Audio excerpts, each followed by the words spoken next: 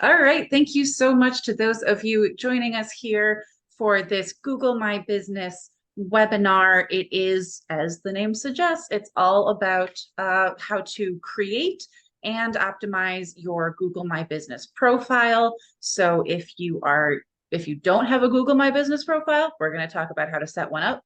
If you're not sure if you have a Google My Business profile, because that does happen, we're going to talk about that too. And then we are also going to be talking about how to maintain and continually optimize your Google My Business. I will call it GMB for short because Google My Business is a mouthful. So we will talk about how to optimize your GMB profile so that you get the most out of it and really improve your online visibility. So briefly, I know some of you know who I am and what I do and how I got into this, but I also know some of you are new and some of you don't know how you got here, which is awesome. I always love it when there are new people. And obviously, if you're watching the recording, you may or may not know who I am or what I do. So I am Allison Verhalen. I am a content marketer, SEO strategist, speaker, and author. My company is AV Writing Services. So we will be looking at that GMB profile because that is what I use. So that's going to be your little guinea pig to show you how to do everything, how everything works, where to find everything. So like I said, content marketer, SEO strategist, speaker, author, always loved writing as a kid, wanted to be a writer when I grew up, was told that writers don't make any money and I should choose a more practical career. So I figured if I couldn't make a living writing books, maybe I could make a living making books. So I figured I would work in publishing. So I majored in English and psychology, which turned out to be the perfect degree for what I'm doing now. Had no clue this was an option. Thought I wanted to work in publishing, like I said. Graduated in 2009, right after the job market crashed. So there were no jobs to be had in publishing or really anywhere else. So I answered phones for a few years. It was a job. It was definitely not a career. Ended up between jobs at one point, and my roommate at the time, her dad, who was an attorney, was awesome and offered to give me stuff to do around his office until I got back on my feet. And one of the things he needed was someone to write blog posts for his law firm. And he knew I had a strong writing background, so he offered me the gig. And I was like, what? I can get paid to write? Seriously? Yeah, sign me up. So I jumped at that chance and started writing for him and then for an associate of his and then for some friends of mine. Did eventually get another day job, but I kept writing on the side and it just kept growing to the point where I could not do both anymore. So finally quit the day job almost as soon as I could. That was about 8.5 years ago now. That was end of 2014. So ditched that so that I could do this full time. And if you had told me at the time that I would need to learn SEO in order to continue doing this as a career, I probably would have been too intimidated to even try because it sounds very scary and intimidating. But fortunately for me, ignorance really is bliss sometimes, right? I went in not knowing what I was getting myself into and ended up just kind of stumbling into the world of SEO just because the more I learned about blogging professionally, the more I learned you really can't do that without SEO and vice versa. They really go hand in hand.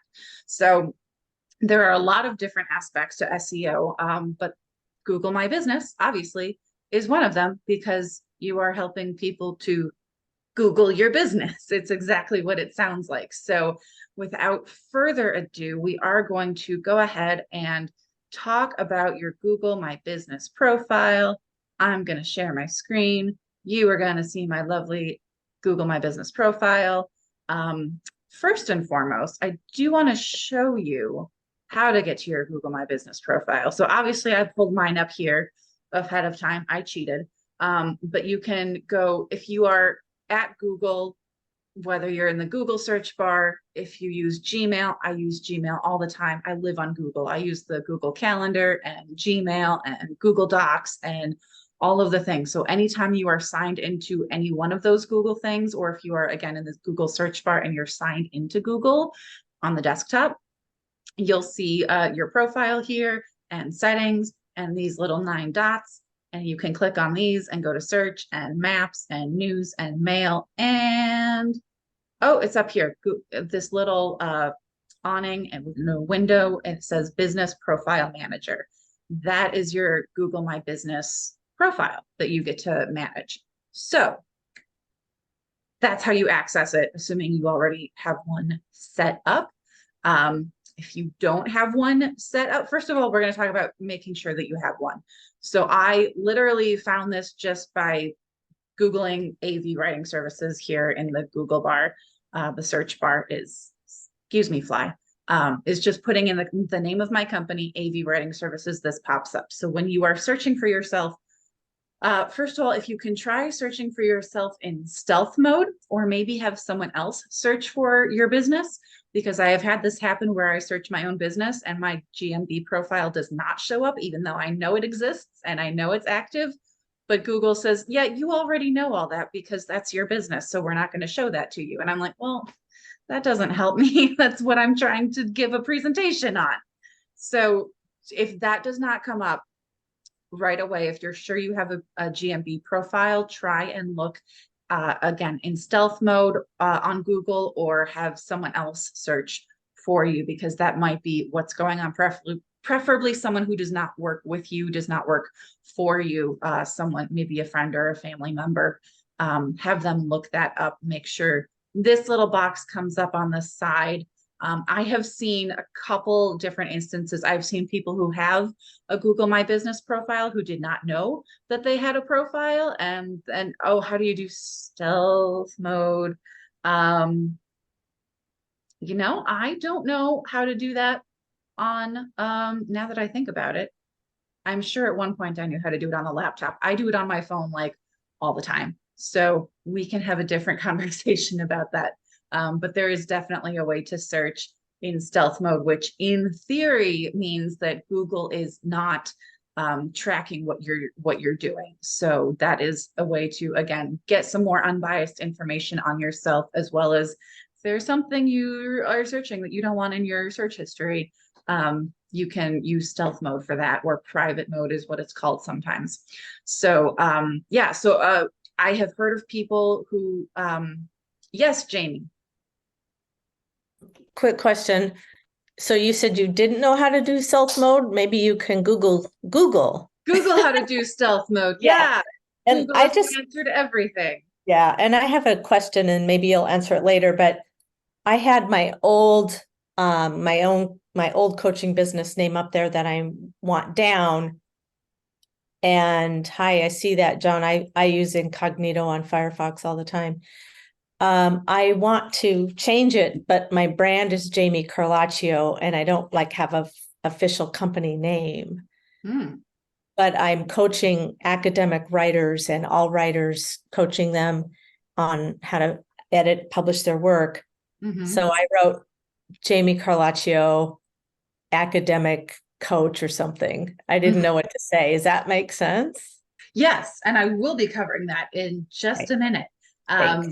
Yeah, no, of course. So yeah, first and foremost, see if you have a Google My Business profile. Again, Google yourself. What I have seen happen with some people is, I don't know if you remember, Google Plus was a thing like years ago. For some people in business, if they had a business Google Plus profile, when Google shut that down, some of those profiles got like transferred into a GMB profile. So some people have found that they have a GMB profile without realizing it. And then I have also found that the opposite happened, where someone could have sworn that they had a GMB profile, but when we were Googling them, nothing was coming up. So that we did a little digging and found that they had not been posting. They had not been active on their GMB profile. So Google was like, well, no one's using this, so we're just going to deactivate it. So first and foremost, do a little digging.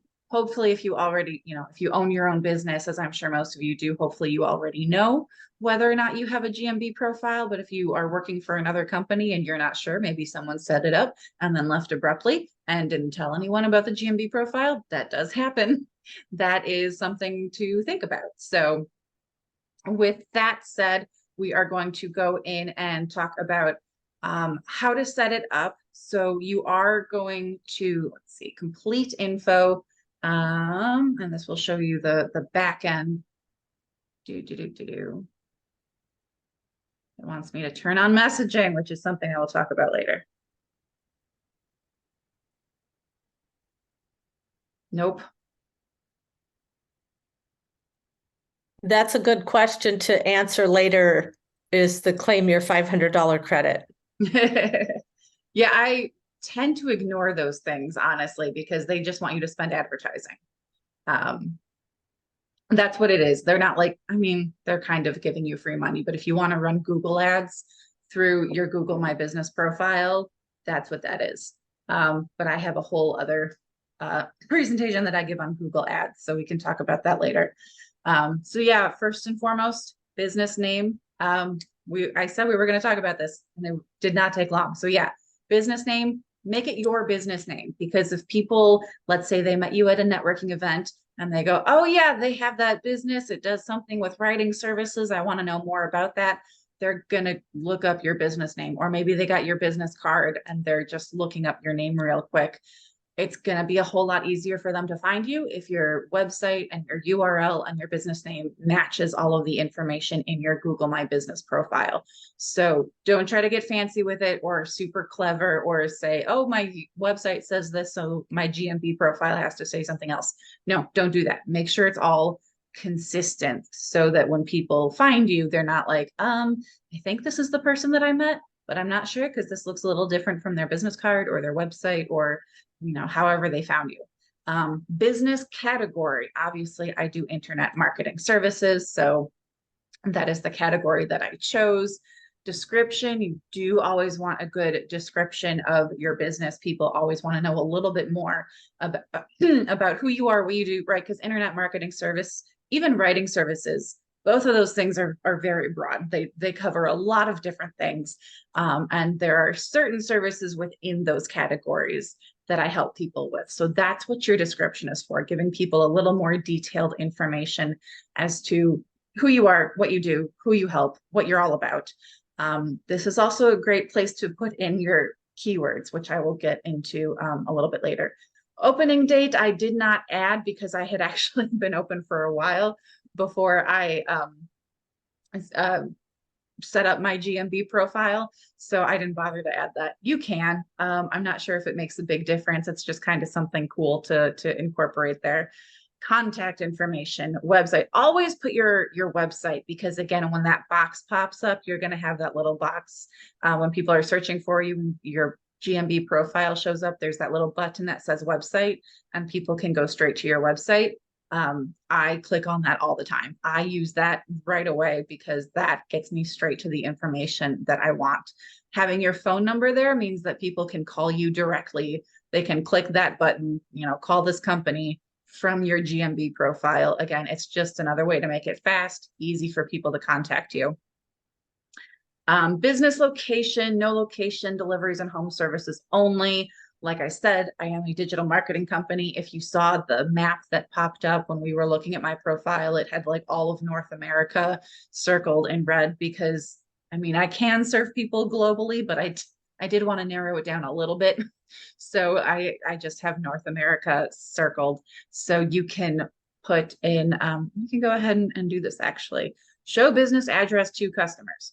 I don't want to do that because I work out of my home and I don't want everyone and their mom knowing where I live. So I have unselected that. So I'm not going to do that. That is an option if you have a brick and mortar location. I do recommend it if you do have a brick and mortar location, whether it's an office or a store or whatever it is that you have, because you want to make it really easy for people to find you. And that's where local search comes in. That's where, when people are looking for such and such in my area, if you are someone who only provides certain things in their area, in a certain geographical area, you want to make sure you show up in those searches.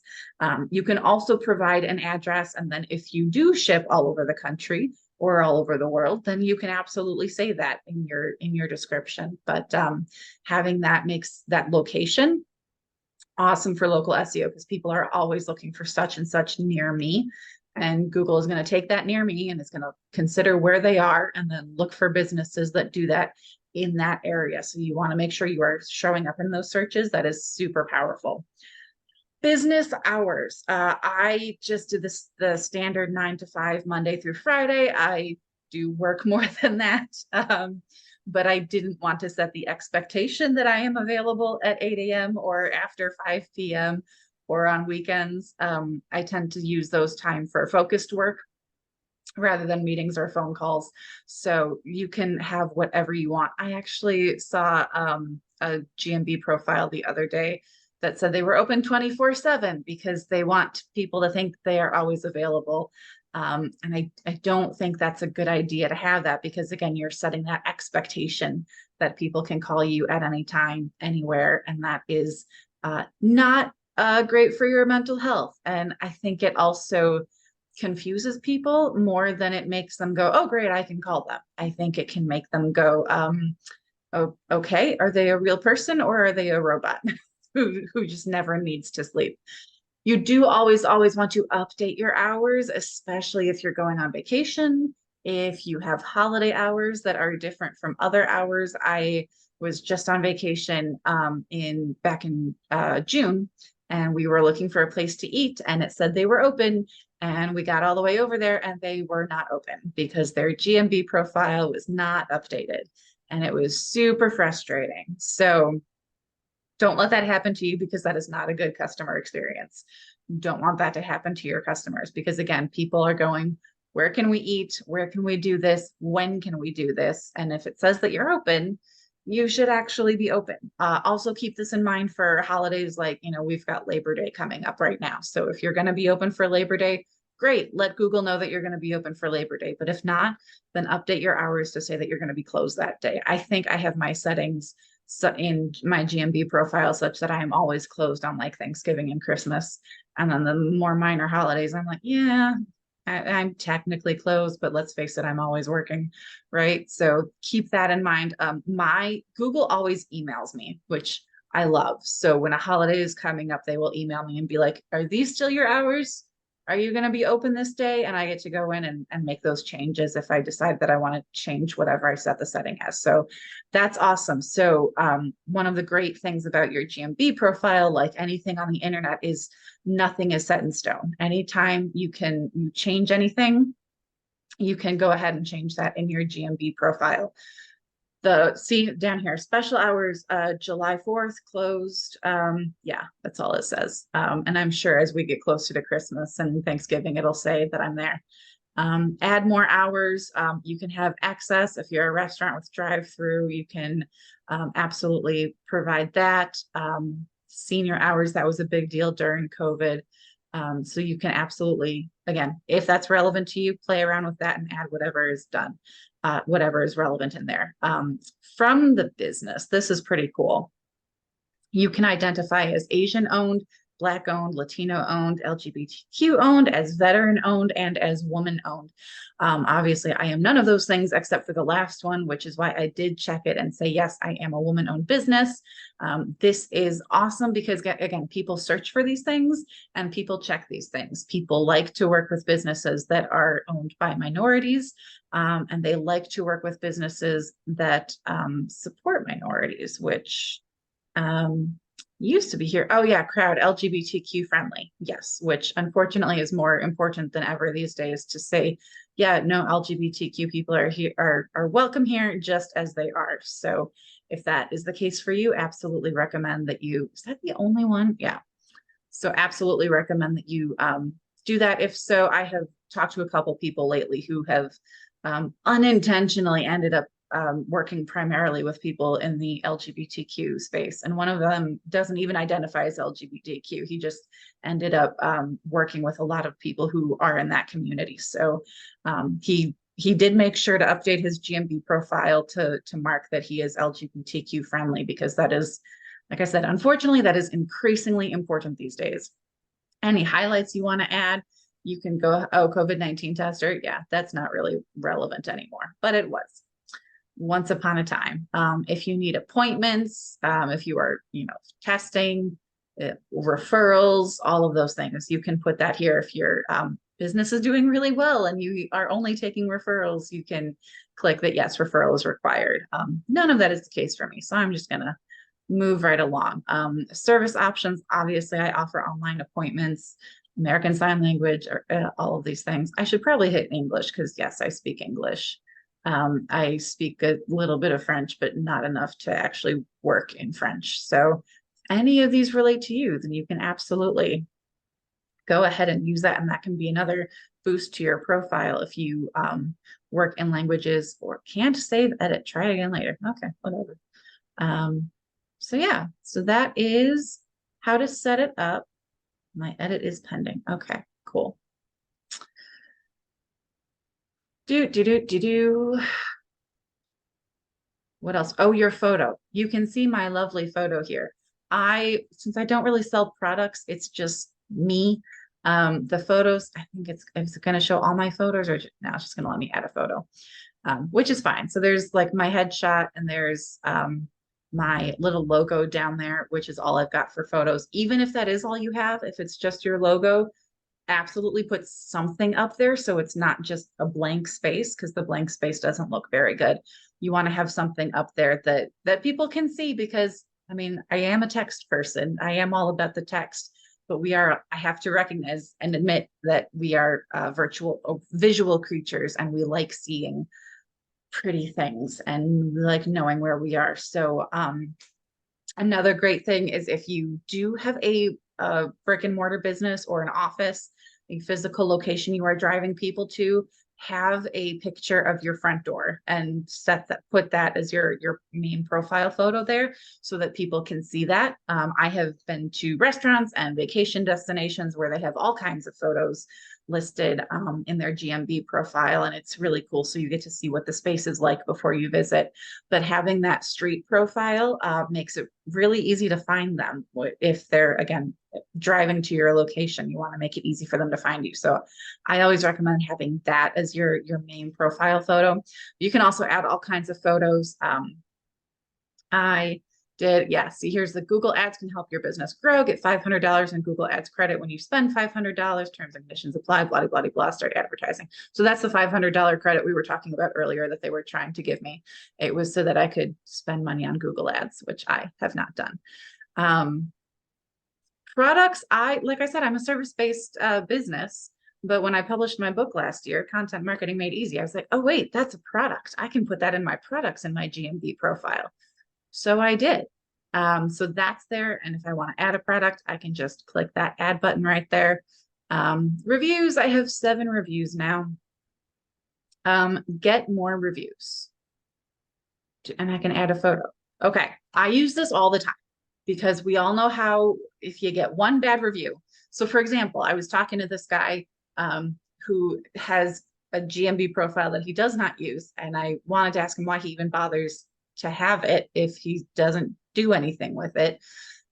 He says he only gets, bad leads through there, and he has 1 review on his GMB profile, and it's a 1-star review because of someone that wasn't even a client of his. They got pissed off at him for some other reason, and they decided to use that vitriol to go and give him a 1-star review on his GMB profile to make his life difficult. And now when he has a conversation with someone, they look at his GMB profile and they look at that 1-star review and they go, I know we got referred, but I have to ask you about this 1-star review.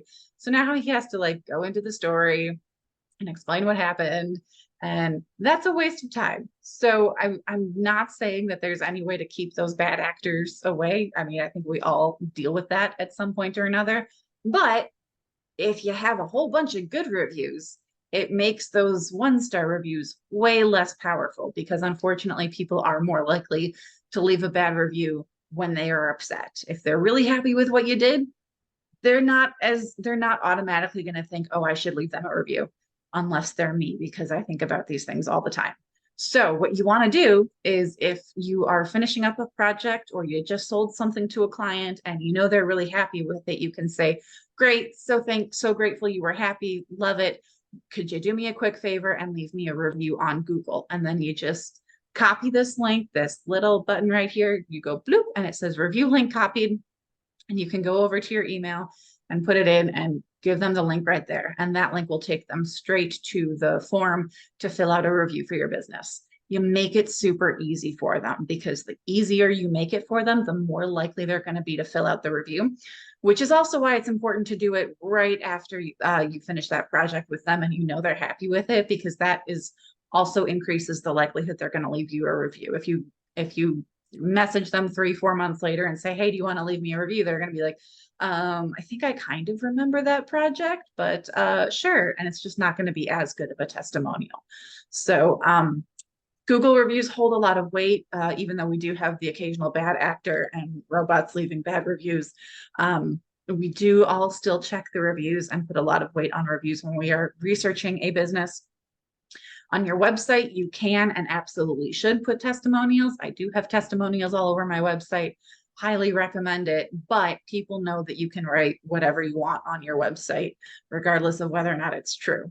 With the review on Google, you can only do that.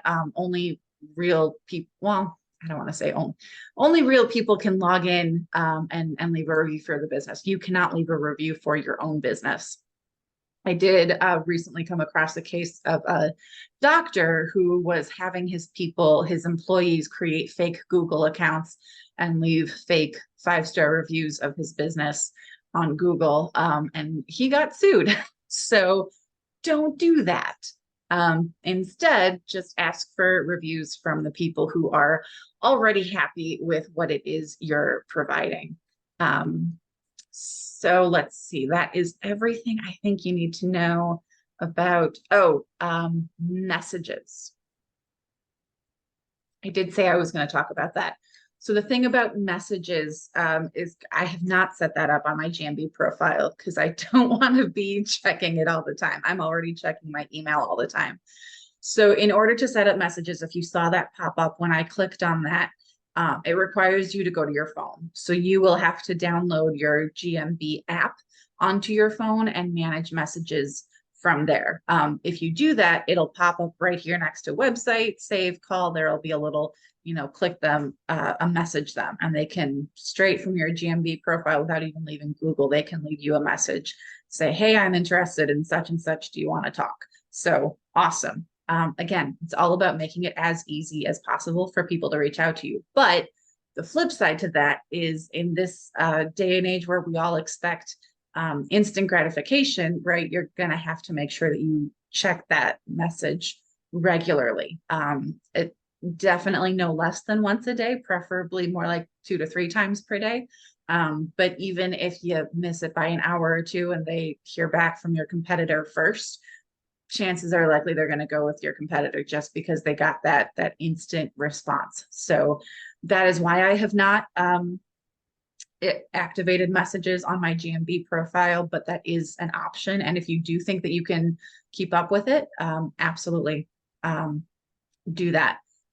Reviews, you see I have 7 Google reviews and they're all 5 stars. Just wanted to point that out, that it really does work and it looks really awesome when you have all those 5-star reviews. It is when you set up your GMB profile, it is going to send you a little slip of paper with a code. And then you are going to put that into, go back to your GMB profile and put that code in to verify that, yes, I'm at this address. Yes, I'm a real person. You do have to give them your address. Like I said, I don't have my address public because I don't want my address to be public. But regardless of whether or not you make it public, you do have to let Google know where you either where you live or where your office or your store is. Yes, Jamie. Couple things. As you were talking, I was looking for a Google My Business app, and there isn't an app, but there are a lot of other Google stuff, which I have all of on my phone, and I'm a technophile. And then I was also wondering how you were doing with the Google ad, not the Google ad, but your Google My Business page, because I know you have the access to analytics, and I just wondered how it's been for you. Yeah, it's been good, not great. I do get, and we can probably talk about this later, but I do get an email I don't think it's every week. I think it's maybe once a month. They'll send me an email saying how many impressions I got, how many click-throughs I got, how many phone calls I got. And actually there was at least one client that I got because he found my Google My Business profile. And he saw that I was in the Chicago area and he was also in the Chicago area. And he just really wanted to work with someone local. That was really important to him. So that can be a reason to make sure that you're you have your location super specific, even if you do provide services everywhere, because some people really do like shopping local and supporting local businesses. So that is always an option. But yeah, I like getting that that little report. I think it's once a month, that lets me know if my views are up, if my, people reaching out to me is up or down because of my GMB profile. So yeah, I always look at that. Oh, and actually, that is something else that we can talk about. Let me just make sure. Yeah, I'll talk about that in a little bit. I do want to talk first about posting. Posting, you can add an update. You should absolutely add an update. It's not quite like social media in that you can like post and also engage with other people's posts as your GMB profile, but it is kind of similar to social media in that you do have to post regularly. I do struggle with this because I do post so much on social media and YouTube and my website and my blog and all of the things. So I do struggle with something to post here that I have not already said elsewhere. I don't like publishing duplicate content, and I don't like publishing the same content in multiple places word for word, because that shows up as duplicate content, and Google does not like that. Google prefers original content. It's not going to punish you necessarily, but then you are kind of competing with yourself for those rankings. Which is another thing I was going to talk about.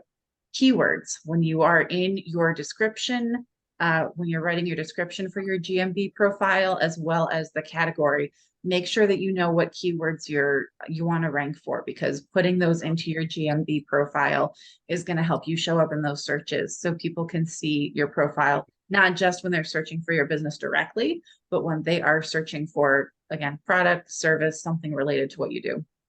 Same with posting. You want those keywords in your posts.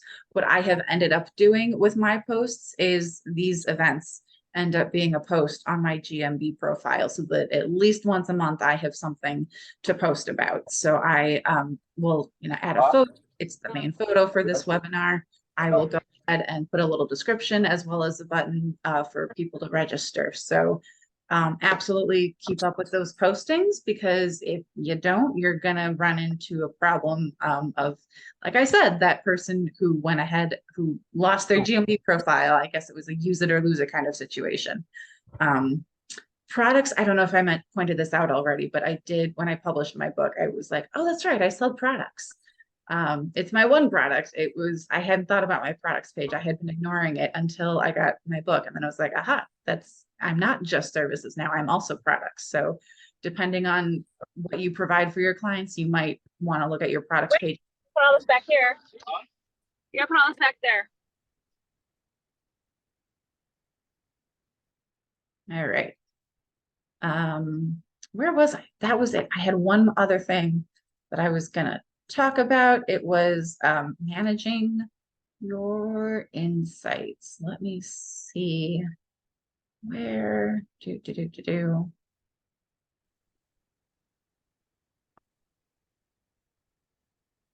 advertisers their performance. There we go. So I am all about the data. What is working, what is not. See here, we can see your business profile interactions. Again, it wants the advertising. People who viewed my profile, desktop, mobile, Google Maps. That's pretty cool. Some people are searching for me on Google Maps, even though I'm not really local. The searches I showed up with, AV Marketing Group, AV Writing Services, Content Writing.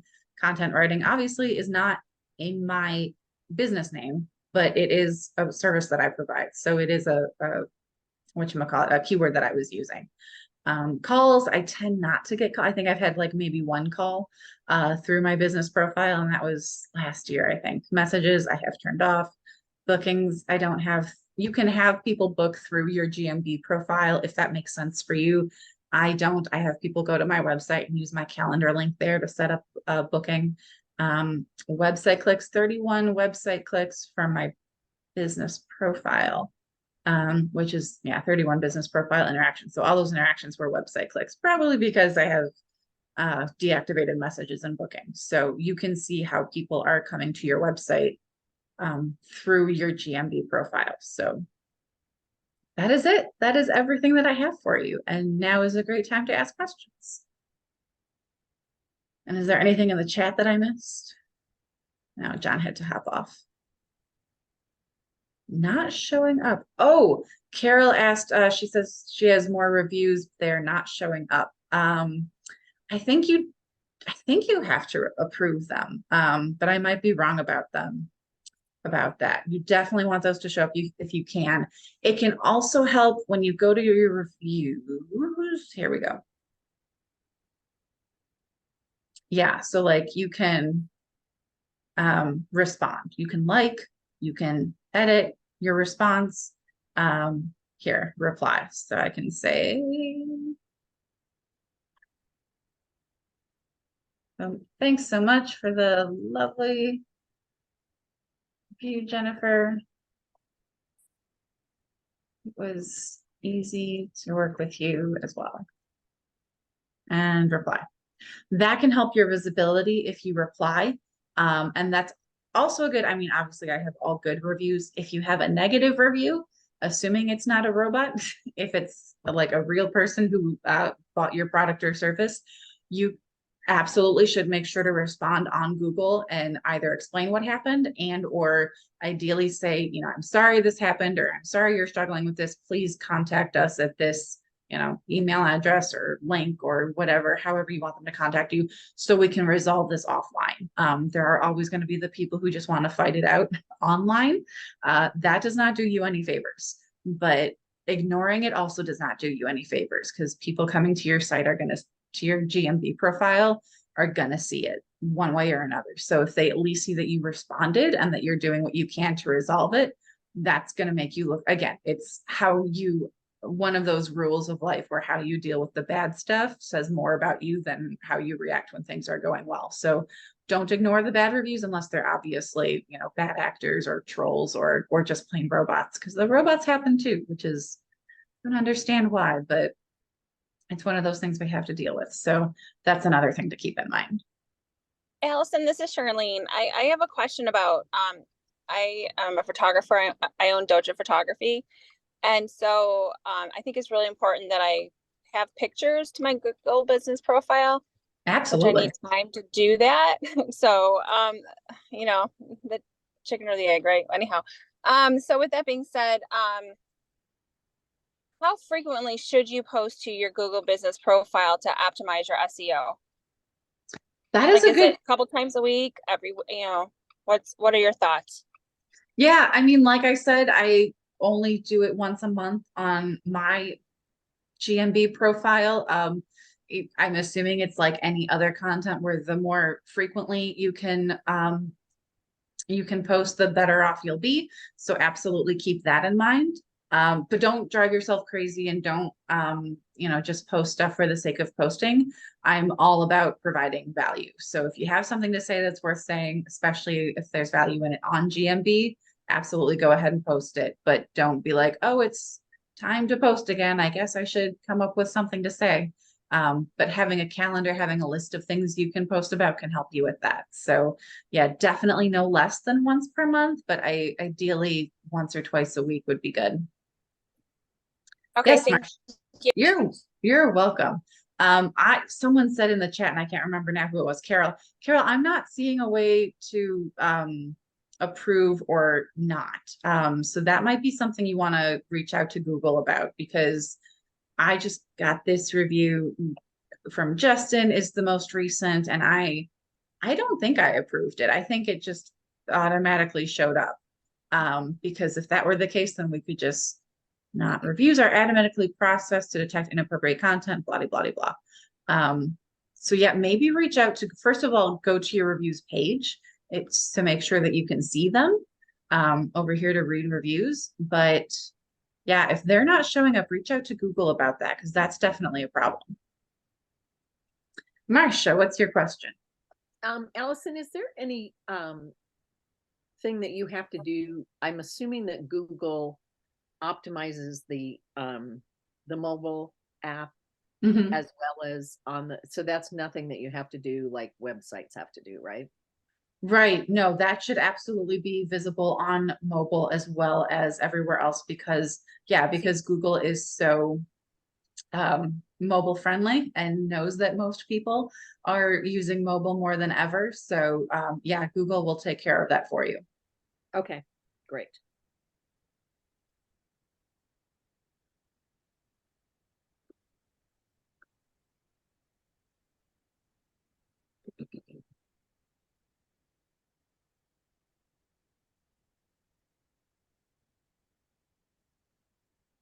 Yeah, I have way too many services, but at least they're all like you, they're all like relevant services that I actually provide. So that's cool.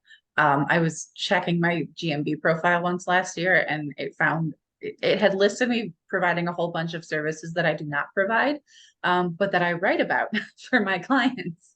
So it had me providing like elder care services and wealth management, which I do not provide, but I write about those things for a client. So that can be something where you might want to check on your services and your products because Google sometimes looks at what you're doing and goes, "Oh, that's what this person is doing. We should put that information over here," even though no, that's not actually what you're doing. I was Um, just, uh, Go never ahead. mind. I was just wondering that too, because I was looking at mine and under the service area, it has like these places in Oregon that, and I mean, my map is much bigger, but I'm wondering if they picked that up from somebody that clicked on it. Mm, Because it's like, why would all of these places in Oregon be listed as my area of business? I'm like, where'd this come from? yeah, that it might have picked that up from the clicks. Yeah. Interesting. All right. Any other questions? Yeah, just a quick one. So there's the pros section in the little box. And then I haven't gotten, I'm just revising mine because mine is different, was different. So there's the pros section that you want to keep simple. Is there any reason why it needs to be prosy or can it be in bullet points as long as you're Yeah. using keywords? Yeah, no, it can absolutely be in bullet points. Yeah, as long as it's easy to read and for people to again understand who you are and what you do and who you're serving, then yeah, the bullet points can be great. Okay. And I was told sometime back for looking for keywords, put a list of keywords you think will work and then Google those keywords to see if they come up. You know, what comes up when you Google academic writing. Mhm. And so you know that results are going to come up when you Google that. Does that make sense? I mean, it makes sense that someone would say that. Okay. I always use my keyword research tool. There are a bunch out there. Oh, you have a keyword research tool. You're keeping information from us. No, I So just have a is whole it an other. AI? Oh. No, it is. I'll put it in the chat. It's called SERPstat. It does a bunch of AI, not AI. It does a bunch of SEO things. But Oh, my favorite is keyword research. So okay. what I do to make sure a keyword is good is I will put it into the tool, which by the way, that is a paid tool. There are some free ones out there, but it's one of those you get what you pay for. The free ones are not as good. There's a reason I invested in SERPstat, but if you want to play around for a free, Ubersuggest is one that gives you, I think it gives you 3 free searches before it makes you pay. SEMrush is another very popular keyword research tool, and that lets you have 1 week free before they charge your credit card. So yeah, but my favorite is SERPstat because it gets you the most accurate results. I always look at search volume, which is, how many average searches per month that keyword is getting, to make sure people are actually searching for it. Because you might get results for a keyword if you just put it into Google, but that doesn't mean that anyone else is searching for it. So I always want to make sure that it's getting searched, but also that there's not a ton of information already out there using that keyword. Because if you get a bunch of results with that keyword, then it might not be a great keyword to use because you have no chance of ranking for it. There's too much competition. I do recommend that you do a quick Google search and make sure that everything that comes up is relevant, because sometimes things, you know, we use the same words and phrases to mean different things. So sometimes when someone is searching something, they might be looking for something different, or they might be finding something different than what you're really trying to talk about. So make sure that it's relevant before you use that keyword. But yeah, I always use my keyword research tool for that. And I do have a whole other presentation that I've given on how to do keyword research. So if you want to reach out to me after this, you can get the recording to that. Any clarification on what we can put in a post? Like I've tried to do I own a travel agency, and I've tried to do some posts, and if I put anything about any special offers I have, it gets denied. Really? Yes. So I'm not sure how to push my business without, I mean, that's like the basis of my business. Yeah. So I don't know if I just have to highlight maybe destinations, but if I put any type of special offer I have, they deny it. I Is just that tried another because one they to see think if it it's an happens ad? again. A very, very, very general one, but Carol, do you think that's because they think it's an ad? Yeah, I was maybe. gonna say the same thing. Maybe they think it's an ad. Mm-hmm. They're wanting you to use the ads, I'm guessing, but I don't know. Guess I should have said, Allison, is that because they're wanting to use you to use the ads? Yeah, that would be my guess. Yeah, maybe it's because sometimes, you know, Google and other places can get, like we had this with Facebook, where every time you put certain words in, it would flag it as like spam. And it's like, no, it's not spam. We're just using a word. So for example, I was emailing someone, I had written up content for their sales page. So I just called it sales page and sent it to them, and it went straight into their spam folder because it had the word sale in the document title. So I had to rename the document and resend it to them so that it would not end up in their spam folders. So maybe take a closer look at some of the words that you're using and see if maybe that's flagging it or causing it to get flagged.